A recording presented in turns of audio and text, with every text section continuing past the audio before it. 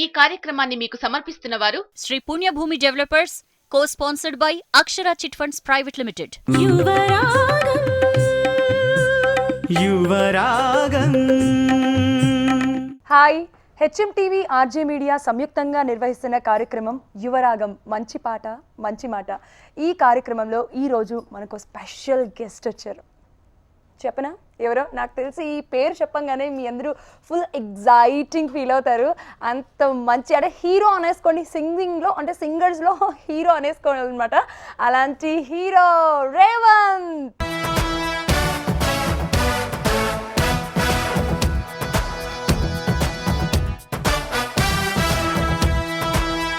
Hi Revanth, welcome to Yuvaragam మంచి పాట మంచి మాట. మా ప్రోగ్రామ్కి వచ్చినందుకు thank you so much. First of all thanks మీ అండి. డేట్స్ కోసం మేము కష్టపడాల్సి వచ్చింది, మమ్మల్ని చాలా ఇబ్బంది పెట్టేశారు. అలా ఏం లేదండి, అంటే ఎప్పుడు రాసి పెడితే అప్పుడు అవుతుంది, ఇప్పుడు రాసి పెట్టింది వచ్చాను. అబ్బా, ఇప్పటి వరకు రేవంత్ ఏంటో అందరికీ తెలుసు సింగర్గా. సో ఫ్యామిలీ గురించి చాలా తక్కువ మందికి తెలుసు. అందుకనే మీ గురించి అంటే ఫ్యామిలీ మెంబర్స్ ఎంతమంది, ఏంటి, ఏం చేస్తూ ఉంటారు అందరూ? నేను పుట్టిన శ్రీకాకుళం అండి. స్కూలింగ్ అంతా కూడా మ్యాక్సిమం అక్కడే, ఆ తర్వాత వైజాగ్. సో మా ఫాదర్ చిన్నప్పుడే చనిపోయారు. నేను మా అమ్మగారు, మా అన్నయ్య. సో మాది కంబైన్డ్ ఫ్యామిలీ అండి, అంతా మా మదర్ సైడే మాట అంతా కూడా పెద్ద ఫ్యామిలీ. సో ఏంటంటే చిన్నప్పటి నుంచి కలిసి మెలిసి ఉండడం అలవాటు. అండ్ దానికి తోడు ఏంటంటే నేను చదివిన స్కూల్ వేదిక్ స్కూల్ అండి, బాలబాని విద్యాలయం చెప్పి శ్రీకాకుళంలో. అక్కడ మార్నింగ్ భగవద్గీత అండ్ సాయంత్రం వేదం, కొంచెం అలాగ అందరి ముందు అలాగ అవన్నీ చదవడం, పాడడం, దానివల్ల స్టేజ్ ఫియర్ అనేది పోయింది. తర్వాత స్కూల్లో పెట్టే కాంపిటీషన్స్ కానీ ప్రతి దాంట్లో కూడా ఉండేవాడిని, కొంచెం యాక్టివ్గా ఉండేవాడిని. సో అంటే బేసిక్గా బాగా అల్లరి నేను. సో అది మీరు చెప్పక్కర్లేదు, అందరికీ తెలిసిపోతుంది. అంటే ఎప్పటికైనా బాగా అల్లరి చేద్దామని ఒక ఎయిమ్ అండి, ఇప్పటిదాకా చేయలేకపోతున్నాను.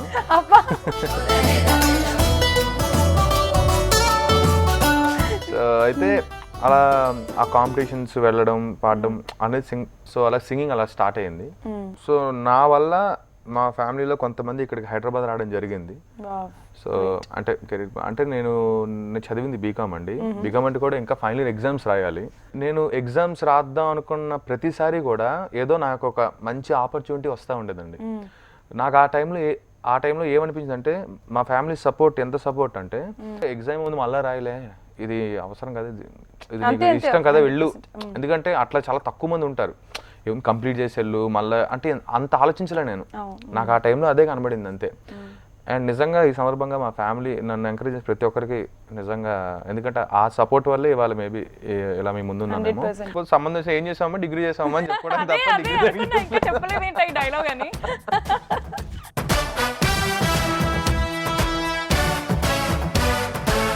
నా క్లోజ్ సర్కిల్ ఉన్న వాళ్ళకి తెలుసు నేను ఇట్లా నా డిగ్రీ ఫైన్ డిస్కంటిన్యూ అయింది.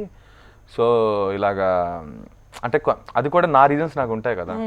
అండ్ తర్వాత సో నేను ఇప్పుడు దాన్ని నాకు రీసెంట్గా ఒక మంచి దీంతోనే దాన్ని ఎట్లా కంప్లీట్ చేద్దామని చూస్తున్నాను year. Wow, all the best. So అది మాట. ఇంతకీ డిగ్రీ అన్నారు, దాన్ని ఏ గ్రూప్ చెప్పలేదు, మ్యాథ్సా? అంటే నేను కామ్గా ఉంటానని చెప్పి బీకామ్ తీసుకున్నాను అండి. కాదా? అస్సలు సంబంధం లేదు చెప్పారు ఇప్పుడు. అంటే మీరే టఫ్ క్వశ్చన్ చేస్తున్నారు. బేసిక్ గా బీకామ్ లో ఉన్న వాళ్ళందరూ కూడా క్లాసులో అసలు ఉండకుండా బంక్ కొట్టేసి అటు ఇటు వెళ్ళిపోతుంటారు. అంటే అంత సీన్ లేదులేండి, అంటే బంకులు కొట్టి ఏం కాదు, కానీ నా సగం అల్లరితోనే సగం టైం పాస్ అయిపోయేది అంతే. రేవంత్ అంటే ఒక మార్క్ ఇప్పుడు అందరికీ తెలుసు కదా. అసలు ఆ మార్క్ బేసిక్స్ ఎలా స్టార్ట్ అయినాయి, ఏ గురువు గారి దగ్గర స్టార్ట్ అయింది? ఒక రకంగా నేను ఆ విషయంలో బ్యాడ్ లక్ అండి. ఎందుకు అంటే నేను అంత పర్ఫెక్ట్గా ఎప్పుడు నేర్చుకోలేకపోయాను ఇప్పటిదాకా. నాదంతా ఎలా ఉండేదంటే, సముద్రంలో చూడండి ఆ అలలు ఎప్పుడు వస్తాయో తెలియదు, ఎప్పుడు వెళ్తాయో తెలియదు, అట్లాగే మాట. ఈవెన్ ఎడ్యుకేషన్ కూడా అంతే. ఈ ఊర్లో 8th 9th 10th, ఆ ఊర్లో ఇంటర్మీడియట్, ఆ ఊర్లో డిగ్రీ ఎలాగనమాట.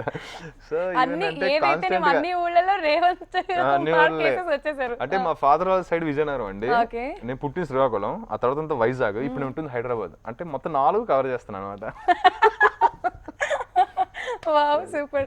కానీ నాకు అసలు ఎలా స్టార్ట్ చేసావు అనే విషయం చెప్పలేదు ఇంతకీ సింగింగ్. అదేనండి, ఇన్ ద సెన్స్ అంటే ఇష్టం, చిన్నప్పటి నుంచి ఇష్టం. అండ్ తర్వాత కాంపిటీషన్స్కి వెళ్ళేవాడిని. అలాగా వెళ్తున్నప్పుడు ఈటీవీ సప్త స్వరాలు అని చెప్పి ఒకటి స్టార్ట్ అయింది, సునీత గారు యాంకరింగ్ టీవీ. ఆ కాంపిటీషన్కి వెళ్ళాను. సైమల్టేనియస్ అదే టైంలో సరిగమప ఫస్ట్ సై జోడి నెంబర్ 1 చెప్పి ఈటీవీలో అయిందండి. అందులో అంటే అవకాశం ప్రతి దాంట్లోనే పార్టిసిపేట్ చేశాను. అందరూ బాగా పాడుతున్నాడు హెల్మెట్ అయిపోవడం, బాగా పాడుతున్నా హెల్మెట్ అయిపోవడం. నేను అంటే అది అప్పుడు అరే నేను ఎందుకు హెల్మెట్ చేస్తాను అనుకున్నాను తప్ప. సో ఇలా ఉంటుంది, ఉత్తి పాడడం అంటే ఇదొకటే కాదు, ఫీల్ కానీ అంటే క్లాసికల్ శిక్షణ ఉండాలి, ఆర్ఎల్స్ చెప్పగానే విని పాడే వినికి జ్ఞానమైన ఉండాలి అనుకో. వీళ్ళందరూ బాగా పాడేవారు, నేను కూడా ఎప్పటికైనా వీళ్ళలా పాడాలి, నేను ఎందుకు పాడలేకపోతున్నాను, అన్ని రకాల పాటలు పాడాలని చెప్పేసి ఎప్పుడైతే ఫస్ట్ కాంపిటీషన్లో నేను ఒక ప్రాబ్లం ఫేస్ చేశానో అప్పటి నుంచి కూడా నేను ఇంకా పాటలు ఒక డెస్టినీ లాగా రాసుకోవడం మొదలెట్టాను అనమాట.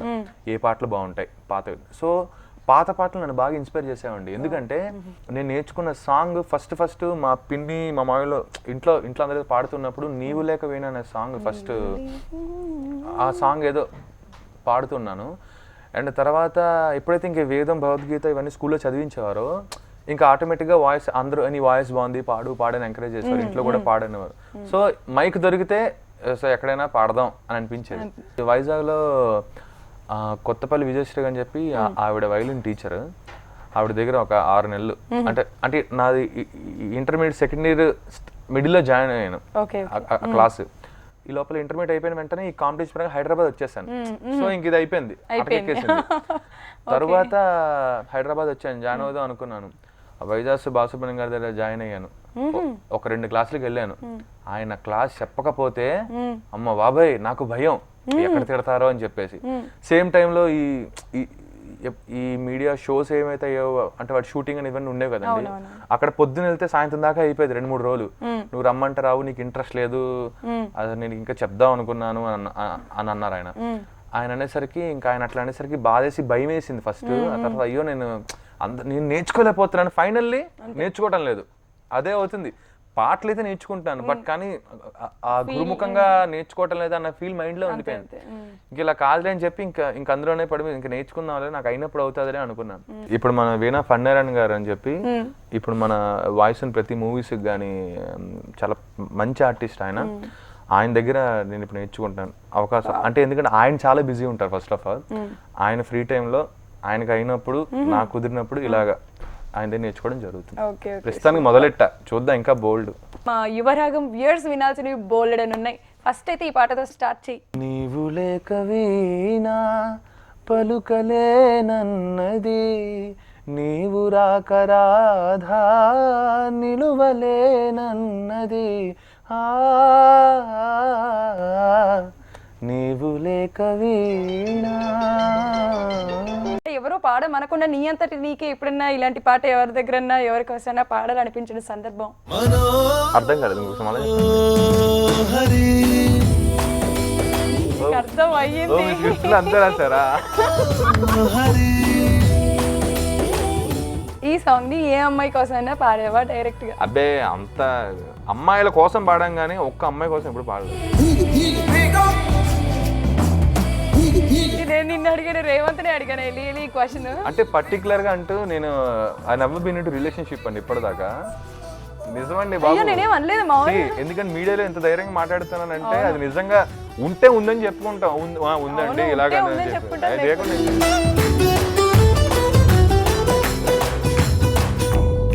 అయితే. సో ఒకరి కోసం అయితే ఇప్పుడు పాడలేదు, చాలా మంది కోసం చాలాసార్లు పాడలేదు. ఈ పాటలు కాదు, వేరే పాటలు అంటే ఏంటో ఇలా పాటలతో ఇబ్బంది పెట్టేస్తున్నా అనుకోకుండా పాడితే బాగుంటుంది. రేవంత్ పాడితే నాకు ఇష్టమైన పాట అంటే చాలా ఉన్నాయండి. అందులో జోడీ మూవీలో నన్ను ప్రేమించాను మాట సాంగ్ చాలా ఇష్టం. నన్ను ప్రేమించానను మాట కలనైనా చెప్పైనేస్తాం, కలకాలం బ్రతికేస్తా, పువ్వుల ఎదలో శబ్దం మన మనసులు చేసే యుద్ధం, ఇక హోపదే నా హృదయం, ఇక హోపదే నా హృదయం. సత్యం పక్క పక్కనే ఉంటాయి, పక్క పక్కనే చూపుకి రెండు ఒక్కటే బొమ్మ బొరుసులు పక్క పక్కనే చూసే కళ్ళు ఒక్కటే అయినా రెండు వేరేలే నన్ను ప్రేమించానను మాట కలనైనా చెప్పైనేస్తాం కలకాలం బ్రతికేస్తా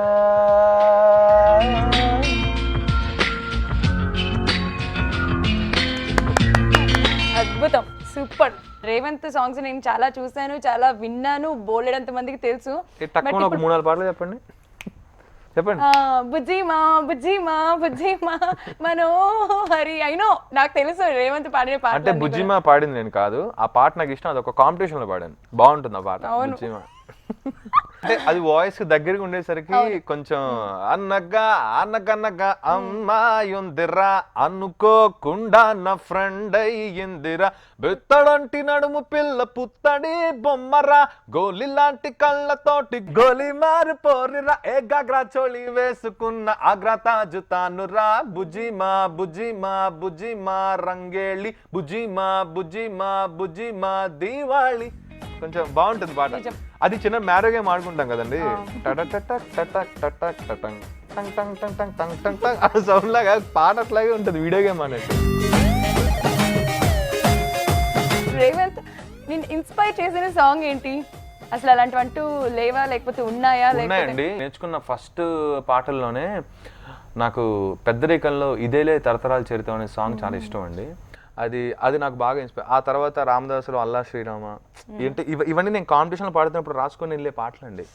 పాత పాటలు చాలా ఇష్టం నాకు ఎక్కువ. ఇంట్లో ఇప్పుడు అంటే పాత అంటే క్లాసికల్గా ట్రై చేసి పాడతాను విని, బట్ కానీ ఆ పట్టు ఏదైతే ఉంటుందో అది ఉండకపోవచ్చు, బట్ కానీ పాత పాటలు కూడా నాకు ఎక్కువ ఇష్టం. దానివల్ల అంటే పాత పాటలు మేబీ ఎక్కువ విని నేర్చుకోవడం వల్లే ఈ కొత్త పాటలు పాడుతున్నానేమో అని ఒక చిన్న ఇదేలే అంటే నేను పాడితే బాగోదు, అది నువ్వు పాడితే బాగుంటుందని చెప్పేసి నా కోరిక. ఆల్రెడీ చాలా ఛాన్స్ లో కూడా పాడానండి.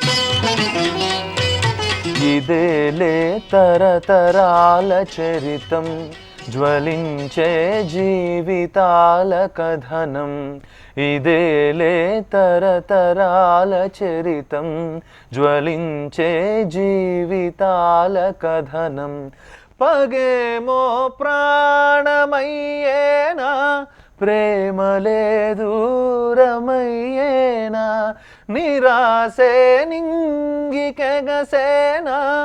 ఆశలే రాలిపోయేనా ఇదేలే తరతరాల చరితం జ్వలించే జీవితాల కథనం. యాక్చువల్లీ రేవంత్ని చూస్తే ఒక మోడర్న్ అనమాట. అంటే రేవంత్ని చూడగానే యూత్ అందరికీ ఎక్కడ లేని జోష్ అంతా వచ్చేస్తుంది. సో సూపర్గా ఇప్పట్లో ఈ సాంగ్స్ సూపర్ ఎరగ తీసేస్తాడు అనుకున్నాము, ఇలాంటి సాంగ్స్ ఇష్టం అనుకున్నాం. కాకపోతే వెరైటీగా రేవంత్కి ఓల్డ్ సాంగ్స్ అంటే బాగా ఇష్టం అని. నీకు నువ్వు మాట్లాడే మాటకి అసలు సంబంధమే లేదు యాక్చువల్లీ, ఎందుకు అలాగా? నీకు కొంత తేడా అండి, అంతే, ఏం చేయాలి.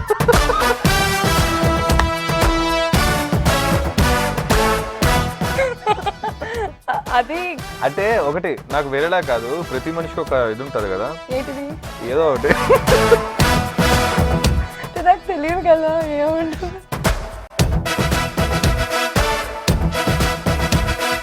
జనాల ఎక్స్పెక్టేషన్స్ కి అంటే జనాల కోసం అని చెప్పి నాకు ఉండడం రాదండి ఫస్ట్ టైం, అలా నచ్చదు కూడా.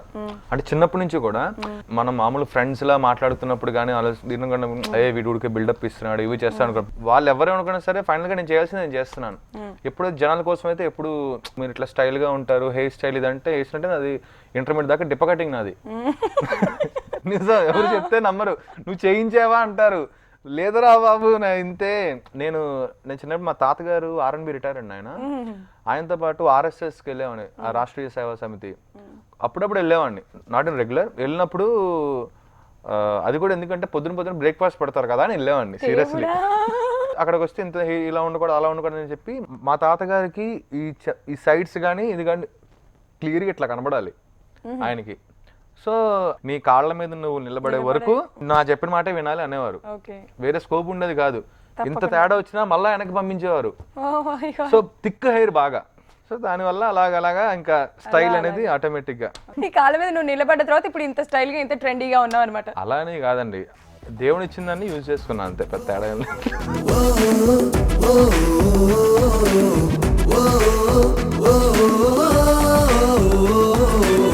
అసలు ఈ కాంపిటీషన్స్ ద్వారానే మూవీలోకి ఎంటర్ అయ్యావు, సినిమాలో సాంగ్స్ పాడడానికి. ఫస్ట్ సినిమా ఏంటి అసలు, ఎవరి ద్వారా ఎంటర్ అయ్యావు, ఎలా ఎంటర్ అయ్యావు, ఏమన్నా? ఫస్ట్ నేను పాడినప్పుడు అండి వందే మాతరం శ్రీనివాస్ గారికి ఇలాగే సై జోడి నెంబర్ అనే కాంపిటీషన్లో ప్రణోసే సాయి అని చెప్పి ఒక సింగర్ ఉన్నాడండి అన్న. ఆ అన్నతో వెళ్ళినప్పుడు వందే మాతరం ఇలా పాడాలి అని చెప్పి నన్ను పిలిచాడు మాట. ఇద్దరం కలిసి ఆ పాట పాడాం, మహాయజ్ఞం అని. అది మూవీ రిలీజ్ అవ్వలేదు అది. సో తర్వాత వేసవ సెలవుల్లోని పాడానండి, అది కూడా మూవీ రిలీజ్ అవ్వలేదు. సో అంటే నాకైతే పాడడానికి నువ్వు ఏం పాడావంటే ఇదిగో ఇలా పాడని చెప్పి దీని. సో మహాయజ్ఞం అయితే ఇద్దరం కలిపి పాడాం కాబట్టి అందులో స్కోప్ ఉండే, అంటే ఏం అర్థం కాదు ఎవరేం పాడారో అసలు. సో వేసవ సెలవుల్లో డోలా డోలా అనే సాంగ్ నేను శ్రావణ బారు కలిసి పాడాం. అప్పుడు ఈ సప్తస్వరాలు అనే షోలో మేము పాడినప్పుడు అక్కడ కొంతమంది డైరెక్టర్స్ అండ్ అలా మ్యూజిక్ డైరెక్టర్స్ వీళ్ళలో బాగా పాడిన వాళ్ళ చేత నేను పాడిస్తానని చెప్పి చెప్పడం జరిగింది అన్నమాట.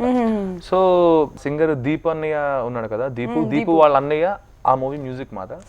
సో అందులో అతను పాడించారు ఫస్ట్.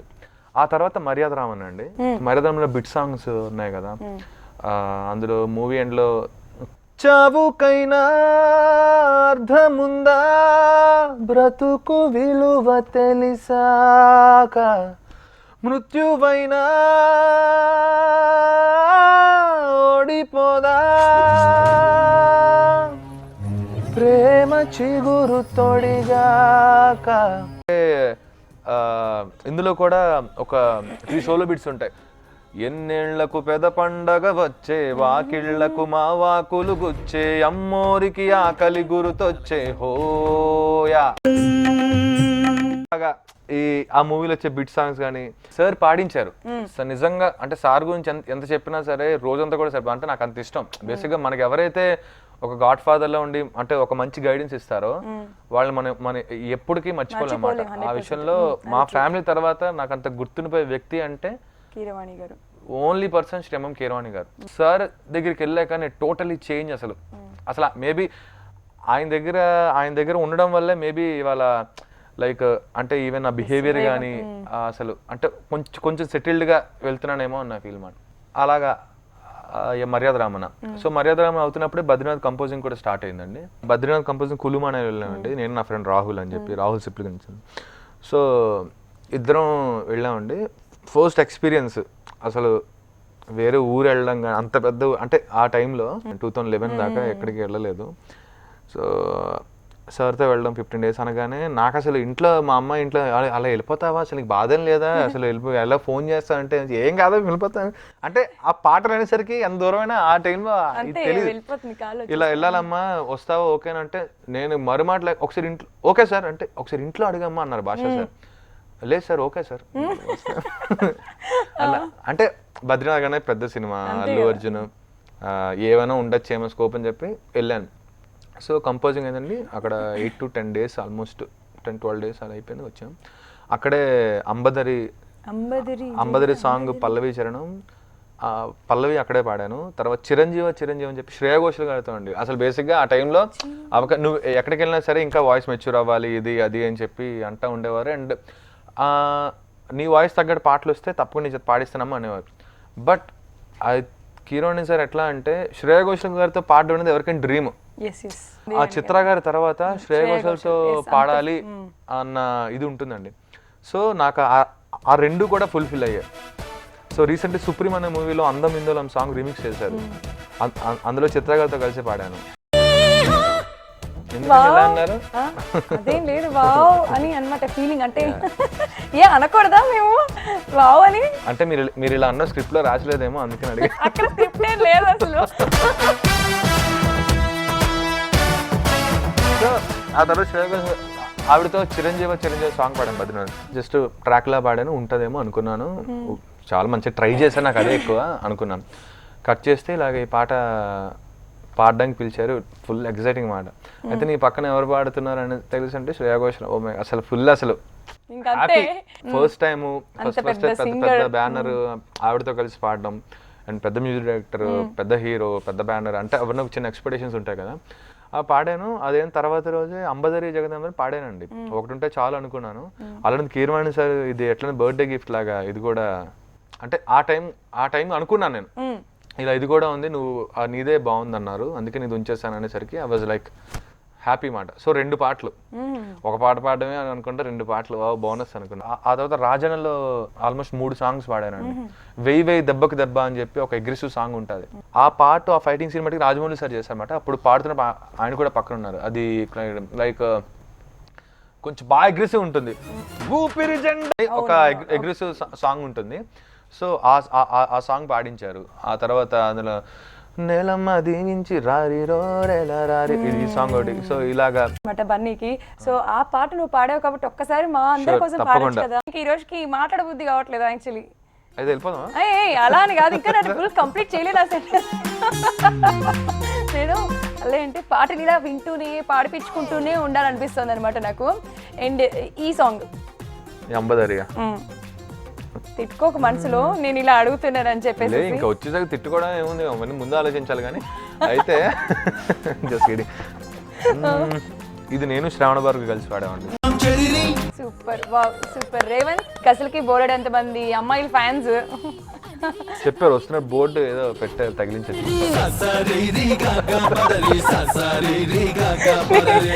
నిషా అందులో నేను కూడా ఒక పెద్ద ఫ్యాన్ అనమాట రేవంత్ పాటలు. అమ్మాయిలు అన్నారు అంటే జిజి ఏమంటే నేను వేరేలా అంటే మిమ్మల్ని హట్ చేయట్లేదు, నేను అమ్మాయిలు అన్నారు కదా మీరు అంటే అమ్మాయినే కదా కనిపిస్తున్నాను కదా ఇయర్ రింగ్స్. అంటే మీరు పెద్దవిడేమో అనుకున్నాను.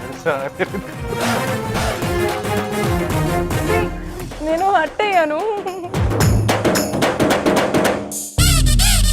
సర్లే, చూసారు కదా ఫ్రెండ్స్, ఈ వారం యువరాగం మంచి పాట మంచి మాటలో రేవంత్ గురించి బోలెడని విషయాలు తెలుసుకున్నాం కదా. ఇంకా బోలెడు ఉన్నాయి, మనం తవ్వుదాం, అన్నీ బయటికి తవ్వుదాము. కానీ ఈ ఎపిసోడ్లో కాదండోయ్, వచ్చే ఎపిసోడ్లో యువరాగం మంచి పాట మంచి మాటలో రేవంత్తో మళ్ళీ కలుసుకుందాం. ఎంతవరకు సెలవు, బాయ్. నేను ఇందులో ఉండాలి, నేను చేయగలను అని అనుకుంటే పక్కా చేస్తాను. చేసేదేదో చేసే ముందే కీరవాణి సార్ తర్వాత నేను అన్ని పాటలు పాడానంటే నిజంగా జేబీ గారికి అండి. అను అను చూస్తూ ఉంటే నిన్ను సునామిలా సోకు సోకిందే నన్ను. పర్ రేవంత్ అసలు నువ్వు కత్తి. ఇప్పటి వరకు నేను టీవీలో ఒక యాంగిలే చూసాను, ఇప్పుడు అన్ని.